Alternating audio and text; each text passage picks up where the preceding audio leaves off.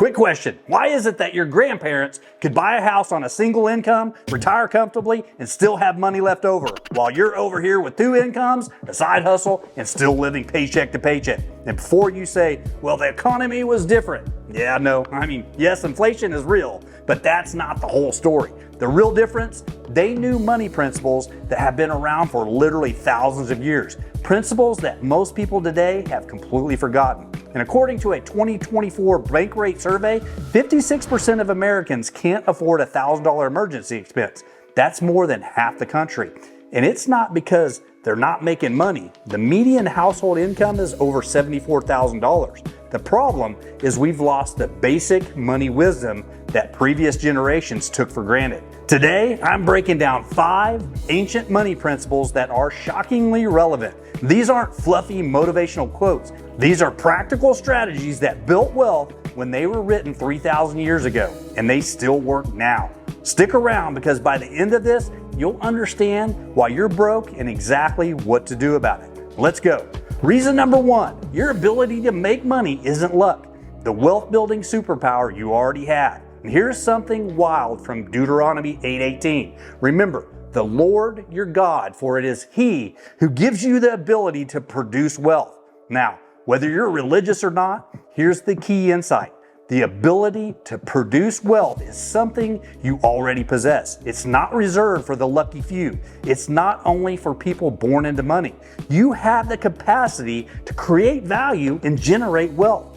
Most people just never develop it. Real talk. I see people constantly complaining that the wealthy people are just lucky or privileged. And sure, some inheritance exists, but the vast majority of millionaires in America are first generation wealthy. According to Fidelity's 2023 Millionaire Outlook study, 88% of millionaires are self-made. Think about that. 88%. That means they weren't born into wealth. They created it. They developed their ability to produce value, solve problems, and generate income. And here's the thing. If they can do it, you can do it. And the fix? Stop waiting for someone to hand you wealth. Start developing your money-making abilities. Learn high-income skills. Solve expensive problems. Create value that people will pay for. Your wealth-building capacity is already there. You just have to develop it like a muscle. Now drop a comment. What's one skill you wish you'd learned earlier that could make you more money? And I'll go first. I wish I'd learned basic sales skills in my 20s instead of thinking selling was beneath me. Total game changer when I finally figured it out. Well, let me know. Now, reason number 2, mediocrity is expensive. Why being pretty good keeps you broke. Proverbs 22:29 says, "Do you see someone skilled in their work? They will serve before kings. They will not serve before officials of low rank." Translation: the best in their field get paid like royalty. Everyone else fights for the scraps. And this isn't motivational fluff. This is economic reality. Here's the brutal math. Let's say you're a graphic designer. An average designer might charge $50 an hour. A good designer might get $100 an hour. But a great designer, someone at the top of their field, can charge $300 to $500 an hour or more.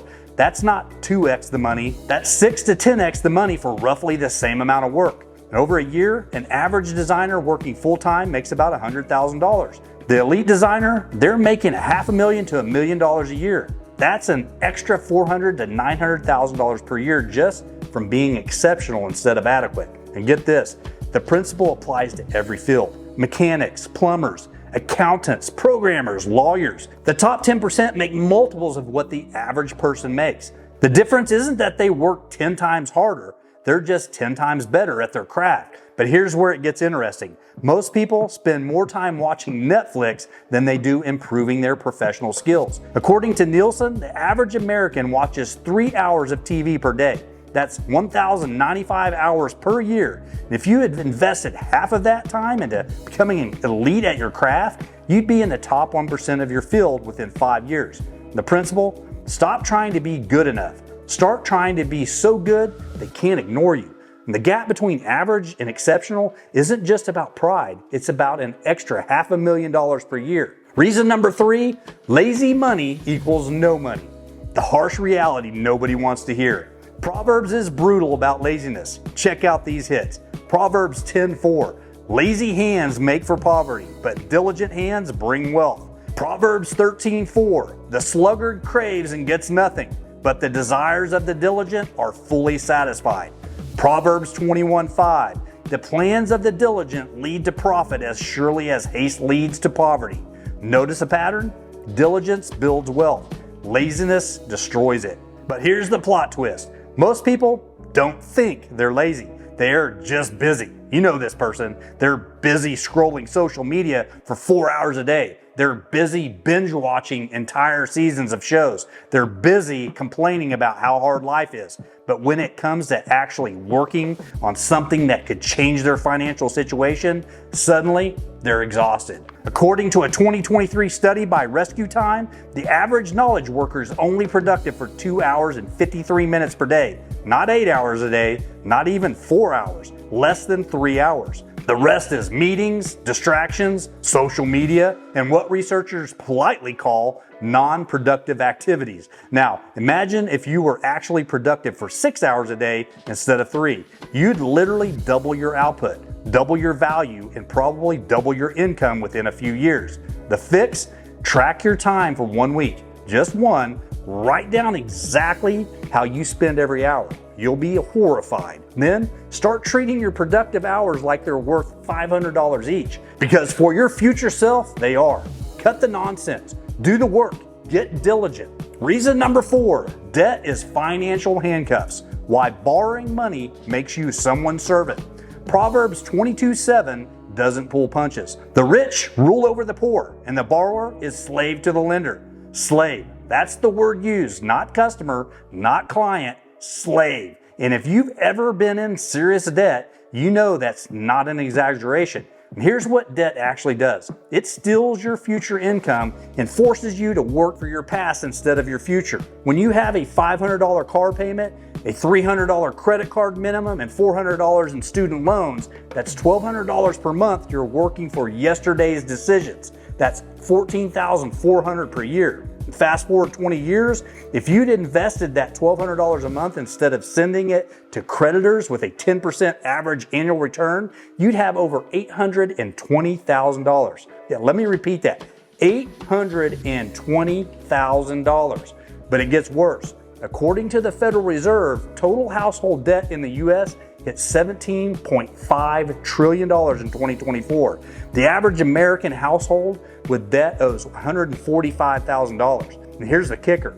The average interest rate across all that debt is about 6 to 7%, meaning people are paying $8,700 to $10,000 per year just in interest, not principal, interest. That's a lightly pre-owned Honda Civic every year just going poof into thin air forever. And get this, people with high debt report significantly higher stress levels, worse health outcomes, and lower life satisfaction. A 2023 study from Northwestern Mutual found that 70% of Americans say debt is a source of significant stress.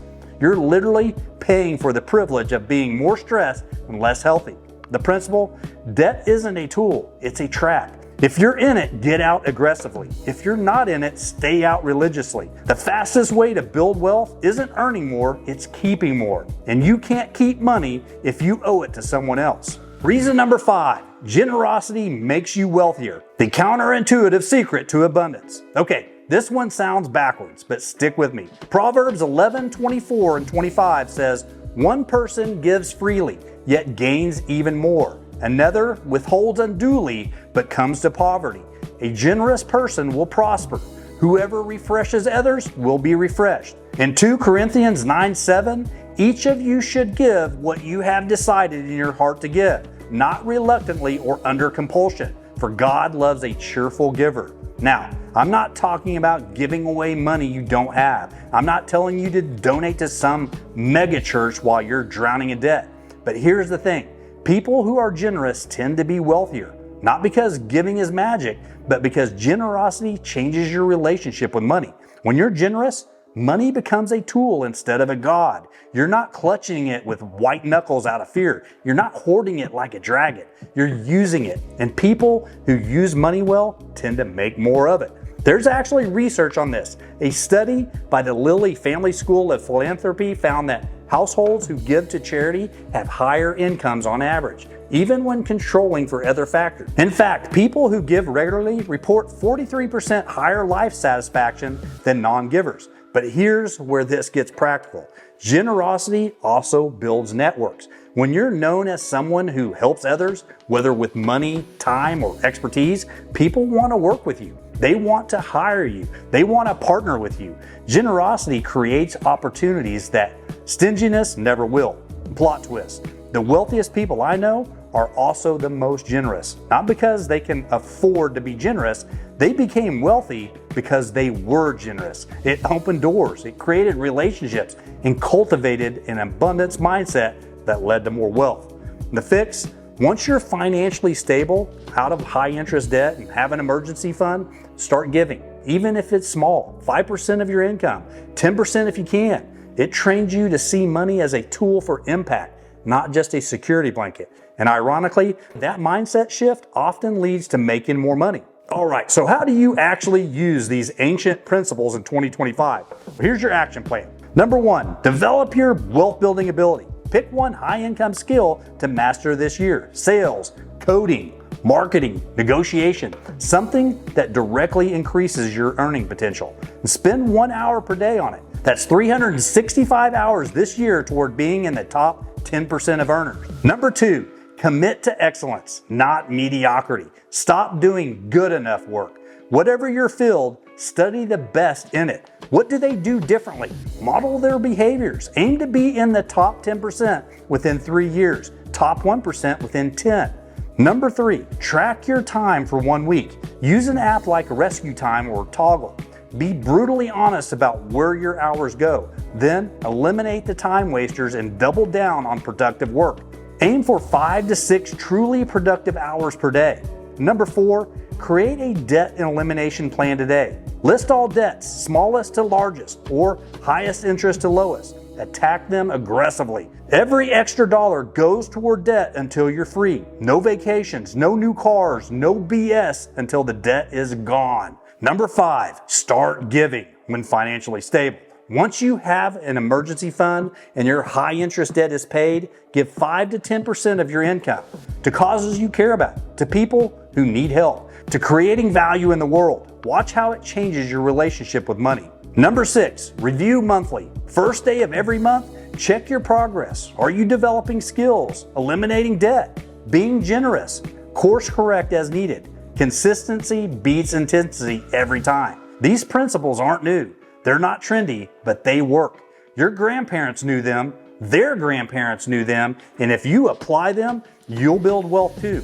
Not overnight, not with some magic hack, but consistently, surely, and permanently. Look, I know this isn't what you wanted to hear. You wanted the secret crypto investment or the side hustle that makes 10K a month with no effort. Sorry, that's not reality. Real wealth is built with principles that are older than your great-great-grandparents. Develop your abilities. Be excellent. Work diligently. Avoid debt. Be generous. These aren't sexy. They're not going viral on TikTok, but they work. Your grandparents understood this. That's why they could support a family on one income and retire with dignity. They weren't smarter than you. They just followed principles that you've forgotten. So stop chasing shortcuts. Start building with time-tested principles. Future you will be ridiculously grateful. Current you might be annoyed because I just told you that hard work matters, but that's fine. Being annoyed is cheaper than being broke. And if you found this helpful, check out this video. And if you're serious about changing your financial life, go implement step 1 today, not tomorrow, today. Now stop watching YouTube and go develop that high income skill. Peace be with you, and may your diligence outpace your excuses.